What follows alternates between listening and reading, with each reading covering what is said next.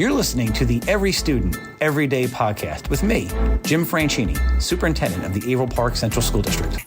Welcome to this episode of the Every Student, Everyday podcast. Our high school faculty and administration has really been putting a great deal of effort to increasing our opportunities for our students. And one of the ways they've been doing that is through the college or the high school courses, which is a fantastic option for many, many of our students. And again, they've done a ton of work to make this a real crucial and critical part of our high school experience for those students who are interested. So we thought we'd focus on talking about that today. Very lucky to have with us our principal, one of our counselors, and one of our teachers who's in the program. So I'm going to have them introduce themselves, maybe tell us name and your role and maybe your involvement with the college and high school part of it. Heath, you want to start? Sure. Thanks, Jim. This is Heath Quiles. Obviously, I'm the principal at Averill Park High School. I've been working at least on the administrative end over the past 8 years to continue to keep our college and the high school program not only maintained, but growing. Great. Thank you and welcome. Tara. Hi, I'm Tara Arsenault. I'm a counselor at the high school, and I have been the coordinator for the college and the high school coursework for many, many years now. Great. Thank you, Tara, and welcome. And last but not least, Karyn. Hi, Karyn Rees. I teach AP Physics and Regents Physics at the high school and have been involved with getting college credit for all of my students for at least 3 years. Mm-hmm. So it's been a good program. Outstanding, and welcome to you as well. Hopping right into it, Heath. For our listeners who don't know what we're even talking about right now, I'm sure some have a great deal of knowledge and some probably literally have never heard the term. Can you give us kind of a brief overview of what college and high school courses are, and then maybe talk about the partnerships with the colleges that behind the scenes, what's kind of going on there? Yeah, sure. I'd be happy to. Essentially, our college and the high school program is a building-wide program that gives our students the opportunities to earn college credit for courses that they're taking at the high school while they're still in high school. It comes with a lot of benefits. It really allows students to earn credits typically around at 1/3 the cost of what the tuition would be if they were actually taking the course while they're in college.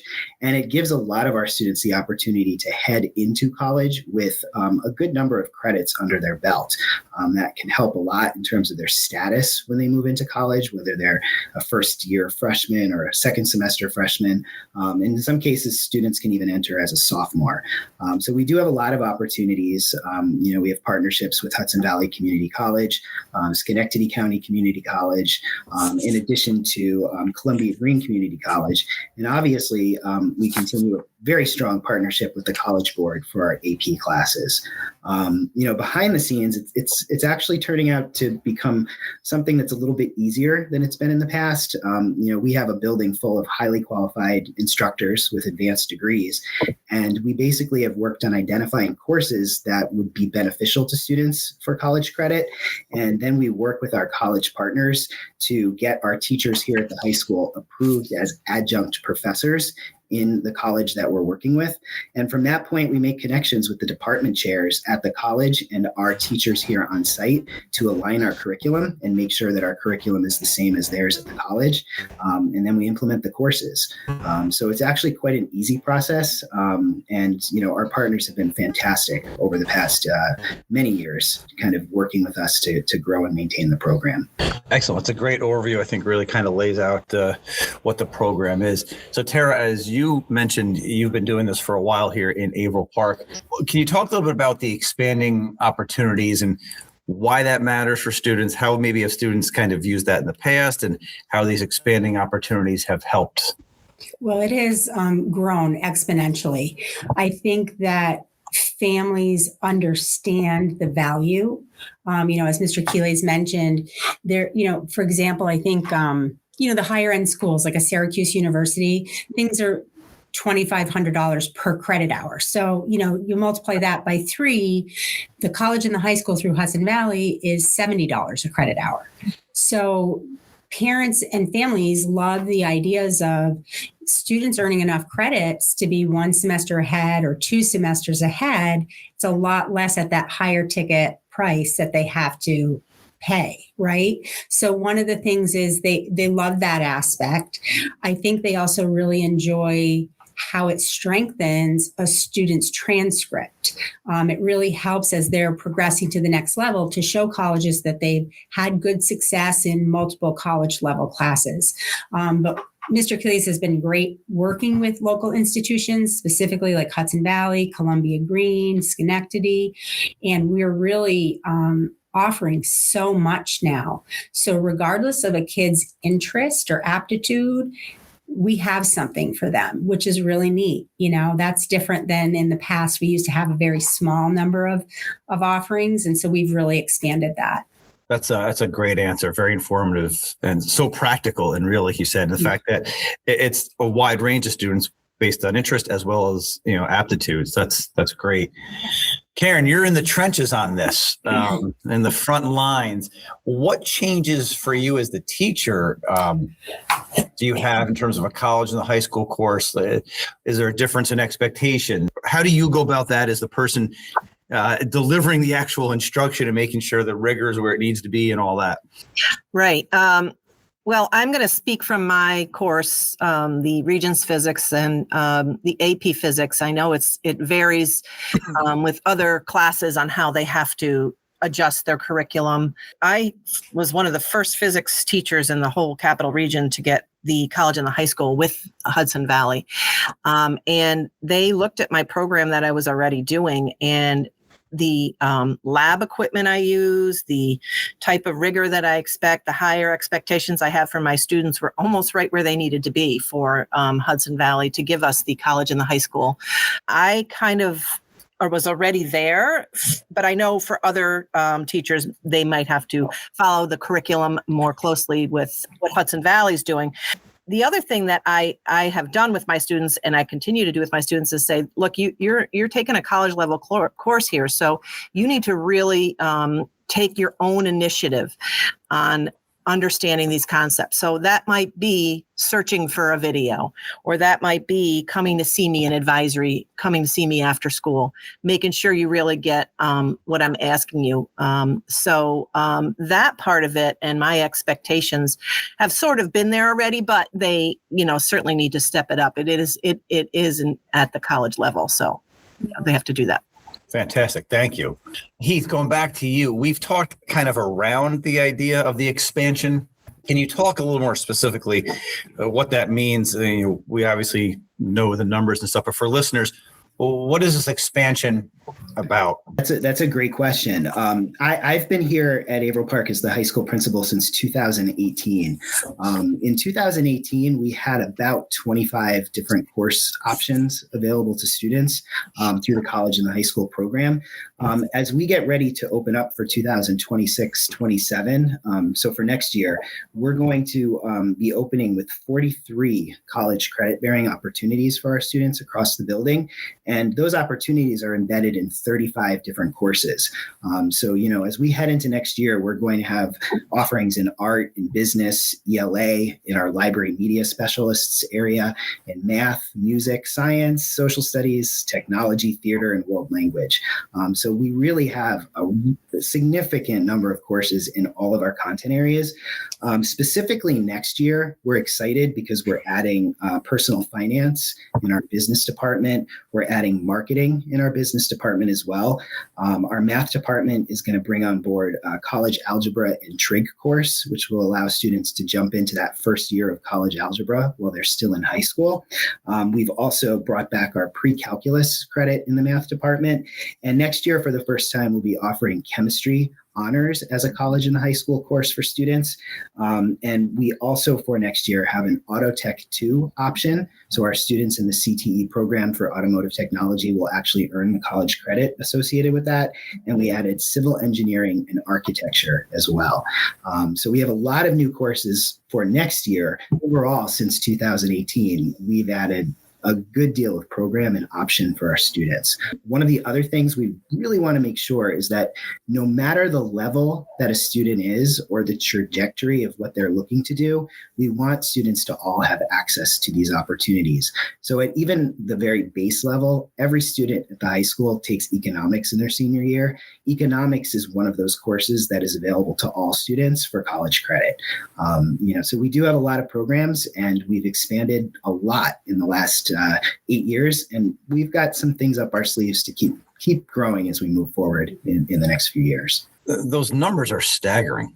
I mean, the quantity of it and the number of content areas, like you have said, and Tara said, like, regardless of your interest, your passion, your aptitude, there is something along this line of the college or high school pathway where you can have practical savings with something that you're interested in and may actually go on to study. That's unbelievable. It's really phenomenal. That's great work by the whole high school for getting that to where it's at now. I know it's not an easy lift, so thank you to everyone. Tara, going back to you, if you're a parent listening to this, and again, I'm guessing that we might have some elementary parents, middle school parents who, again, never heard of this or don't know much about it. What type of questions should they kind of be thinking about? Like, oh, is this right for my kid? Or is this something I should be looking into? Anything that you would give advice to our parents about? So I think the biggest one is it's 100% worthwhile, right? It is a bargain discount deal on something that's going to benefit their child one way or the other. There's tons of stats out there about students who participate in college and the high school coursework and work ethic and amount they get paid in future and college success. So like it's beneficial for just those basic reasons. There are a couple of things that they need to be, pay attention to. So one of them is whether or not the credit will transfer into their future college. So what I will say is that, like, I'll use Hudson Valley as an example. They have really tightened up their articulation agreements with other universities, not just in the SUNY system, but beyond. So there is still some hesitation with some of the real high-end schools, like a Princeton, a Cornell, for example. That being said, most of the time, our college and the high school courses will at least transfer as elective credit. So even if, like, let's say kids are taking several of our engineering college and the high school courses, and they want to go to RIT or WPI or the like, the technology changes so rapidly that a WPI may make them retake that specific class. However, they would still take the elective credit. So it wouldn't go towards their engineering program, but it would still count towards one of their general ed, electives credits. So in my opinion, the pros really outweigh the cons. The only other thing I would really point out is the financial aid piece. So if a student is taking the course here, they are starting their college transcript here. So if they want to withdraw from the class, not only do they have to withdraw here at the high school, but they'd have to withdraw from the college. Otherwise, that could impact financial aid. But the other piece is that if they do poorly, which we typically don't have, but if that were the case, that poor grade would start their college transcript. So, those are things to pay attention to. It is a commitment, but I have found that we have had huge success. It's a great answer and really detailed. I think helps to explain it. It's a great segue to my next question for Karyn, which is, as Tara mentioned, most of our students do really well. Great pathway. For those who are struggling, what are some of those signs and how do you step in to help a kid who's struggling in a college level course? Is that any different than what you do in your other classes, or knowing what Tara said about transcript issues, any of that kind of play in for you? Well, I think that from my perspective, again, the physics perspective, what I do is I very often will be checking in with them as to, how they're doing. So not only walking around, talking with them, but having them take quizzes, and especially when they're working on labs, I'm very much presence, and I can see if they're getting the concept. So I can really be on them as far as, how they're doing. And then I'll work on them with, you need to come in and see me during advisory or after school to review things, to work on things, and there can be a number of ways that they're struggling, right? They could have been absent a bunch, or, they're maybe not getting the concepts also, because their own attentions are sometimes pulled in so many different directions, that they don't necessarily, they're not able to dig in on, in physics, some of the harder concepts. So, but I always am right there like I would be normally. I mean, I think that's what the high school part of the college and the high school is so helpful in, is that we have access to the students probably in a much better way than when you go to Hudson Valley and sit in a lecture hall of, 50 people. Mm-hmm. So, we can really dig in with them and say, hey, I see you're struggling with this, what can we do to help you? So I really like that aspect of it. That's a great point. I hadn't thought about that myself. Kids might struggle here. They might struggle in college. If they struggle here, there's probably a greater chance we're going to catch them earlier and be able to help them out more directly than in a larger setting. So that's a great point I had never thought of, to be honest. Tara, for you, we talked about in your last question about the parents. What about students? Hey, I'm not sure if I'm going to be able to handle it. I don't know if I'm going to like it. Is it a waste of my time to take a college and the high school course? Because I'm not sure if I want to go in that area. Like, how do you handle those students or those questions, or what type of advice do you give to them for the kid who's kind of unsure if this is right for them, if they're ready? Well, I always do a pros cons list with my student. I listen to them and I validate their concern, but at the end of the day, I am always encouraging them to try. Right. Like Mr. Quiles brought up our senior year social studies class that is offered for college and the high school credit. Mm-hmm. Everyone has to take that class in order to graduate. You're going to do it. And we have huge success rate with our teachers in that class. So you're already there. Mm-hmm. You have to pass to graduate. The teacher's not going to let you not get through, like Mrs. Rees said. So I'm very supportive of them trying to take it. Kind of a low risk. Yeah, 100%. I think they have a better chance of passing it here with us than they do, like Karyn said, in a lecture hall with 200 kids, where they have to, because they don't even know how to navigate like professor, office hours to get extra help or all of that goes with college too. Whereas here we're kind of on top of them and we're going to make sure they're getting through. That's fantastic. Again, I'm thinking probably for some parents listening, when they hear that term college and high school, they might think, oh, my student must have a 99 average and be at the top of the class. And that's clearly not the message you're saying, not the message Karyn is saying of, no, you don't need to be at the high end. This is for all of our students. This is for all of our students. And like Mr. Quiles said, part of the growth of the program is so that we do have something for every single student. We have stuff in art. So if you're not a language person or an English social studies person, but you're a true artist, we have opportunities in art to get those credits. So we really have something for everyone. Perfect. Karyn, is there anything that jumps out at you in terms of a student accomplishment? You've been doing this now for a few years. Is there a student or a project or something where you go, wow, that really made a difference, had an impact? We have a student who I've kept in touch with for years.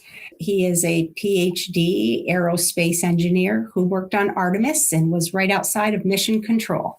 So he took all of our college and the high school options for engineering. He did a New Visions program as a senior, and the rest is history. That's awesome. No, we have great success. And I have students all the time that reach out to me and say, this is so great. I can get started. My parents gave me this much money for 4 years, but I've already tacked off one doing college and the high school so I can get my master's degree. Things like that. Like, it's a really great opportunity. Again, very real world and practical. Yeah. Karyn, how about you? Any accomplishment type stories like that? That's a tough one to beat. So I know, right? That's a relevant current one. Wow, that was a good one.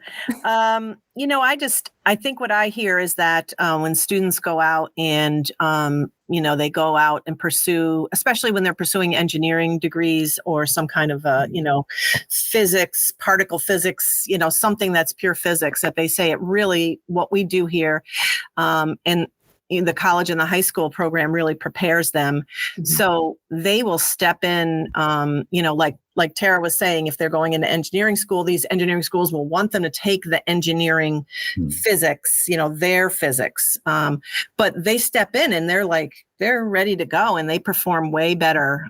I don't know if I have a specific story, but I've heard back, students have come in and back to tell me that they feel very prepared, especially, engineering students who I see come back and talk to me.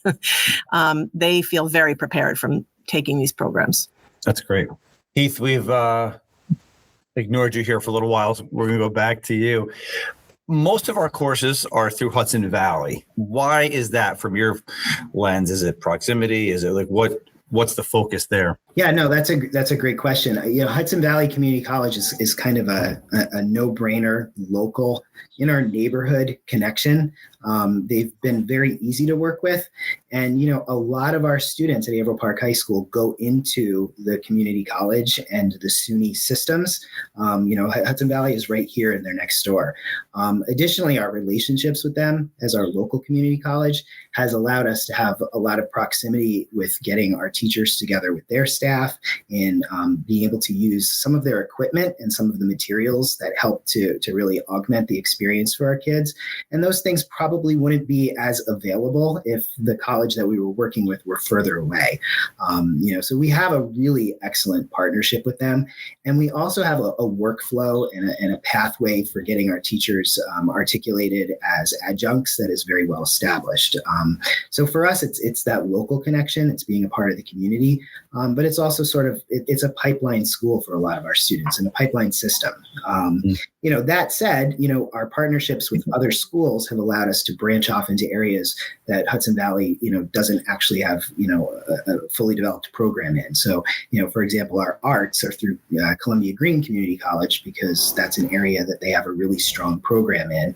Our music theory classes work through Schenectady County Community College because they have a very strong music program. So Hudson Valley is really our go-to in the neighborhood. And then our articulation agreements with other schools allow us to expand beyond what just one school could offer to our kids. That's great. And I feel like I would be missing an opportunity if I didn't mention two important names. And I'm sure you'll agree.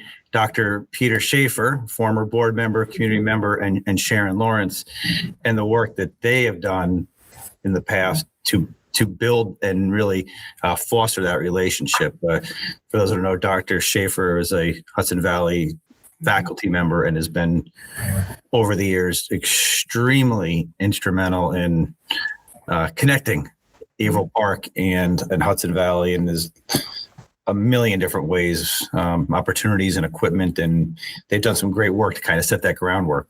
Yeah, without question. So, Tara, my last question for you is, I know what we talk a lot about when students take courses, sometimes they find their passion, that's great, but sometimes they find out they don't like something, and that's just as great. Right? They find that out in high school, and as you've mentioned multiple times, at a cheaper cost. Yeah. Have you seen students change their career interests after taking one of these courses, maybe in one way or another? They've been like, nope, not going there. Yeah, in both. I've seen both. So I've seen kids who maybe took intro to engineering as a ninth grader, thinking, that's what I'll take as an elective.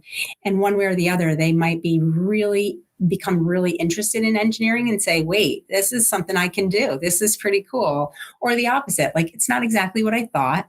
But the good news is either way, they have those credits now that'll either transfer with them to wherever, regardless of what their, future is going to be. I think the other really neat thing is that it exposes our kids. So with college and the high school, our kids have access to Hudson Valley's library and resources and campus. Same with Columbia Green and Schenectady. So it's not a lot of our kids take advantage of it, but we do have some, and they find that just a cool experience, right? To go to the college campus and use the library and get a sense of what college really is. So I think it really does help the trajectory for kids' futures. And again, I feel like it's a recurring theme: low risk, low cost. In some cases, as you mentioned, you have to take the course anyway. Mm-hmm. Why not? So Karyn, we'll give you the last word and let you play futurist a little bit. Are there any emerging science fields or courses? Heath kind of teased that we're still thinking of different ways and have some things up our sleeves in terms of how to continue to grow the program. Anything in the science world that you could see as being out there a little bit as a possible college and high school course?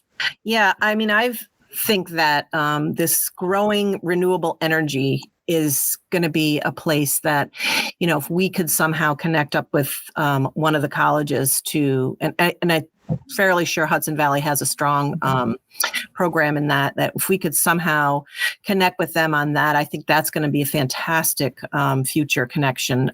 And, how about some of these astrophysics, astronomy stuff, some of the stuff that's going on with NASA, as Tara mentioned, with the Artemis 2 and the programs and the resurgence of that, of, the getting ourselves out into the, to the moon and beyond, that has always kind of been in the back of my mind as a place we could go as well. I think that, and then possibly even like an environmental, like we could just have an environmental course that would, whatever it is, would, I think be of huge benefit to the future because, we're now going to be having classes in climate change and things like that. So, that would be a good connection as well. So, yeah. Perfect. This has been fantastic. I think it's been extremely informative. I thank you for the time. And I think you did a great job of really explaining this in a way that people can really understand and clearly see the value of. And the three of you and the rest of the faculty at the high school, thank you for the unbelievable work. Again, the numbers are staggering, the growth and the way people have just jumped on board with this. Real positive benefits, practical for students in our district. So thank you for spending some time with us, and thank you for all your great work on the college and the high school front. Thank you. Thanks for tuning in. Be sure to subscribe to our podcast on Apple Podcasts, Spotify, or wherever you listen. See you next time on Every Student, Every Day.